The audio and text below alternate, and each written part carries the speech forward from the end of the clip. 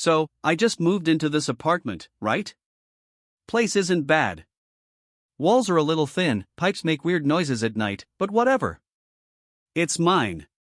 And honestly, I thought the most exciting thing about living here would be the fact that the rent doesn't eat me alive. But then, I met him. Yeah. My neighbor. Adrian Wells. The one right next door. The one who apparently doesn't know how shirts work. Or maybe he just has a personal vendetta against fabric. Either way, every damn time I step into the hall, there he is. 6 feet of trouble, smirk plastered on his stupidly handsome face, abs just out there like it's a neighborhood service announcement. And look, I'm not the type to swoon. I've had crushes, sure, but this guy? He's different. He's got this alpha energy like he owns every space he walks into. Loud laugh, cocky voice, eyes that make you feel like he's already undressing you. Which is annoying. I don't like people like that. At least, that's what I keep telling myself. The first day we crossed paths, he leaned against his doorway while I was dragging boxes into mine. Just stood there, watching me struggle like I was some sitcom for his entertainment. Didn't even offer to help, just raised an eyebrow and said, "You sure you got that, pretty boy?" Pretty boy. Can you believe that? Who even talks like that in real life? I told him to mind his business, but my face was on fire, and he knew it. He laughed, that deep rumble in his chest, and I swear I wanted to slam my door in his face. But instead, I caught myself staring. And staring. God, it's so stupid. The way his shoulders move, the veins on his arms, even the way he drinks water like it's a damn photo shoot. I hate it. I hate how my eyes keep following him. Like the time he was fixing something on his balcony, shirtless, of course, and I accidentally spent 15 minutes pretending to water my plants just so I wouldn't miss the view. Pathetic. He knows, too. Oh, he definitely knows. There's this smugness in the way he looks at me, like he's in on a secret I don't want to admit. And every time our eyes meet, I get this rush in my chest, like my body is betraying me. Tonight, though, he caught me good. I was unlocking my door, and he stepped out of his, towel around his neck, hair still wet from a shower. He stretched on purpose, I'm sure, muscles flexing like he was auditioning for a damn fitness ad. And yeah, I stared. Of course I did. Then he looked right at me, smirked that infuriating smirk, and said, "Low and easy. Keep staring like that, pretty boy, and I'll have to do something about it." And just like that, my boring new apartment wasn't boring anymore. Living next door to Adrian should come with 1 million danger signs. Every time I run into him, it's like my well-constructed walls crumbles into dust. Take the elevator, for example. One day, I was clutching groceries, minding my business when I ran into Adrian again. In my shock, one apple rolled out of the bag and Adrian bent to pick it up with a smirk. "Careful, pretty boy. Don't want you losing your fruit." I rolled my eyes, snatched it back. "Do you ever shut up?" He leaned closer, voice dropping. "Not when I've got an audience as cute as you." See? He'd so impossible. And so hot. There was the time at the gym. I was sweating buckets on the treadmill, trying to survive. He strolled over, arms crossed, just watching until I nearly fell flat on my face. "Cute when you're out of breath," he said, grinning like the devil.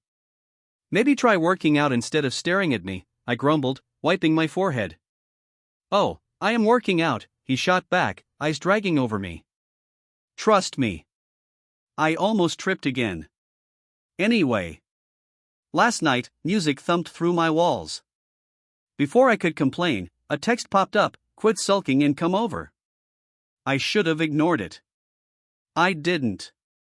Adrian opened the door in a black shirt that clung in all the right places. He handed me a drink. "Relax, pretty boy. You're wound tighter than a drum." "I'm not uptight." "Sure you're not." He winked, sipping his beer. We talked, or, more accurately, he teased. I defended myself. Every time I tried to leave, he blocked the way. At one point, he leaned on the counter behind me, boxing me in.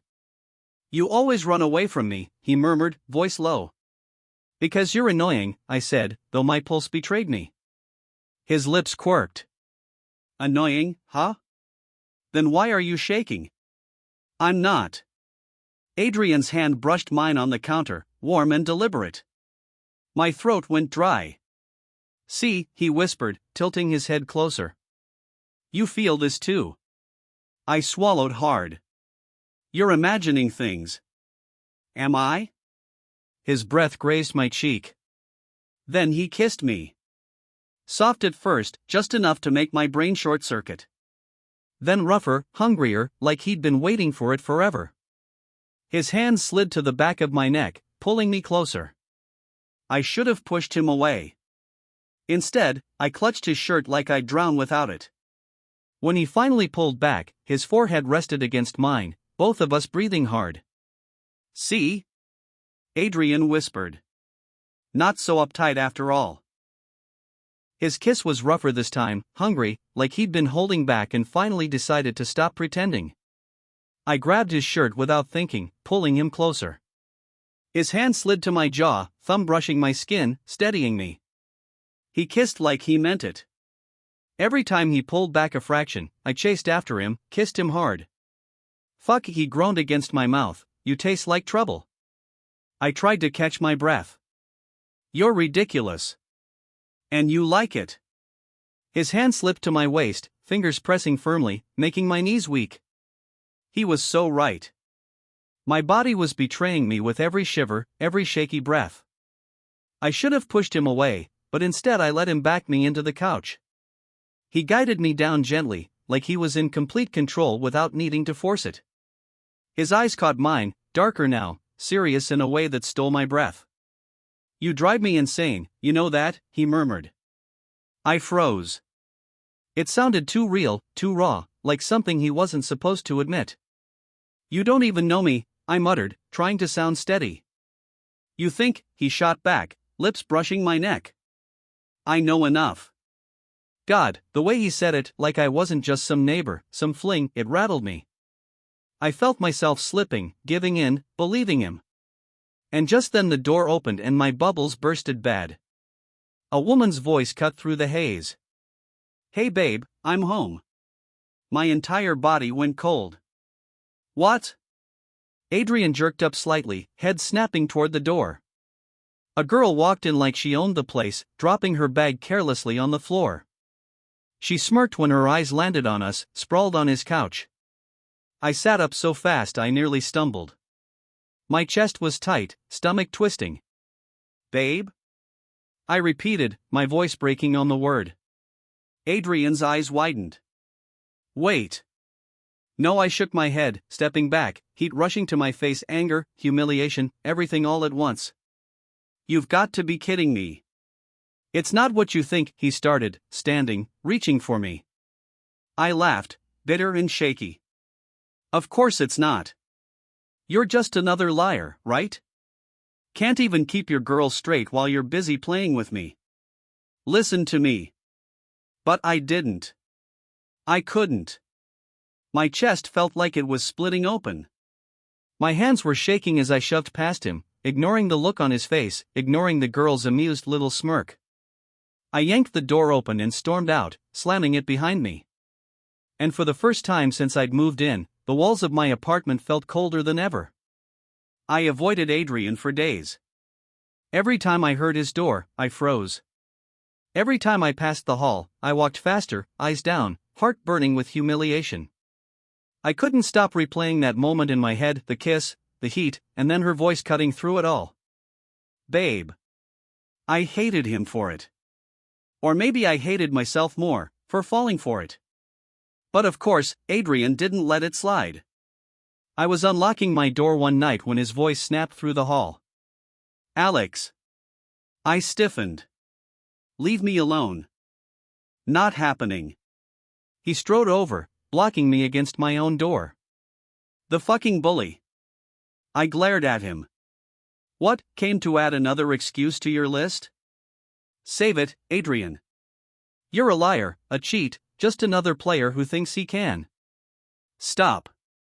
His voice was sharp enough to make me flinch. Don't you dare call me that. You don't know me. Oh, I know enough, I snapped back. I saw her.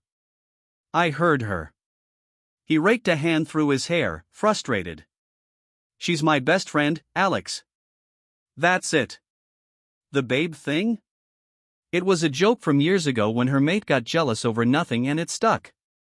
That's all. She has her own partner, and I would never cheat. I shook my head, chest heaving. Why should I believe you? Because I've wanted you since before you even knew my name. He whispered. I froze. What?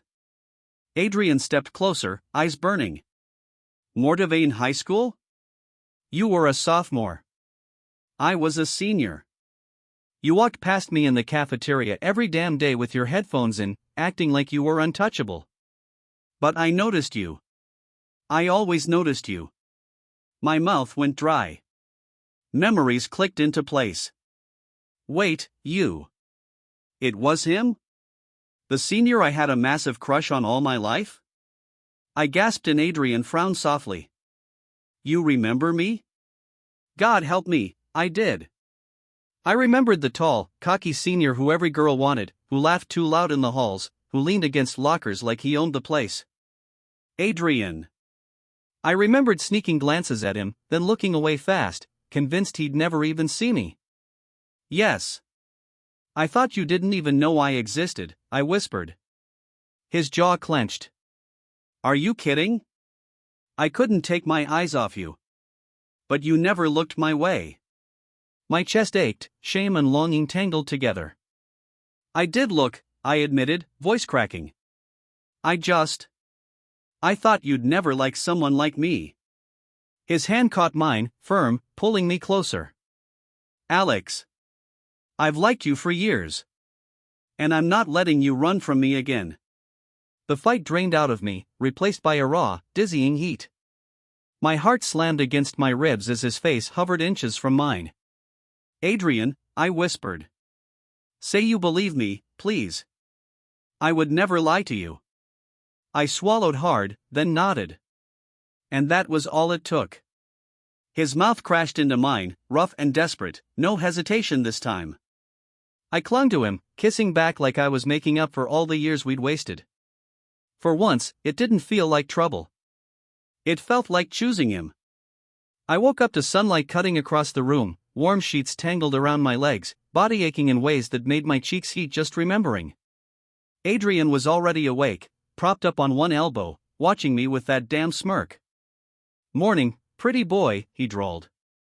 Guess you're stuck with me now, huh? I groaned, dragging the blanket over my face. Don't start. He laughed, tugging the blanket back down. What? You think you can let me take you like that and then just walk away? Not happening. I rolled my eyes, trying for annoyed, but it came out softer than I wanted. You're impossible. And you love it, he shot back without missing a beat. The worst part? He wasn't wrong. For the first time in forever, I didn't feel restless or guarded.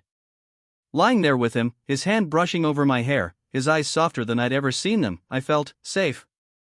Wanted. Like maybe I wasn't just some game to him. He leaned in, voice low, serious now. Don't run from me again, Alex. I swallowed, meeting his gaze. Then don't give me a reason to. Something in his eyes shifted at that.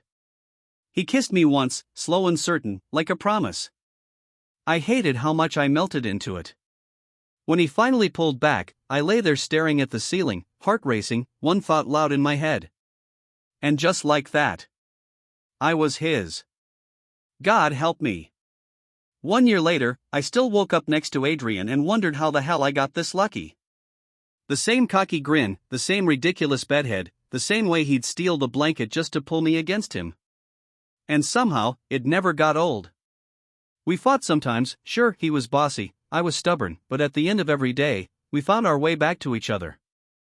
That was the thing about Adrian, no matter how loud the storm, he always chose me. And I chose him. Every damn time. Tuesday nights had become my favorite thing. His best friend, yeah, the infamous babe, would come over with her mate, and half the neighbors somehow squeezed into our living room. Tacos, laughter, bad music, and way too much tequila. Somewhere between the teasing, the mess, and Adrian's arm always slung heavy around my shoulders, I realized I finally had something I'd never really had before. A family. I looked around at the chaos, at Adrian stealing the last taco from my plate, and I couldn't stop the smile tugging at my lips. Yeah. This was home. This was us. And I wouldn't trade it for anything. The end. Love this story? Don't forget to like, subscribe, and hit the bell icon so you never miss the next steamy romance drop. Now it's your turn, I want to hear from you. Who's your favorite kind of BL lead, the cocky alpha or the quiet, soft one?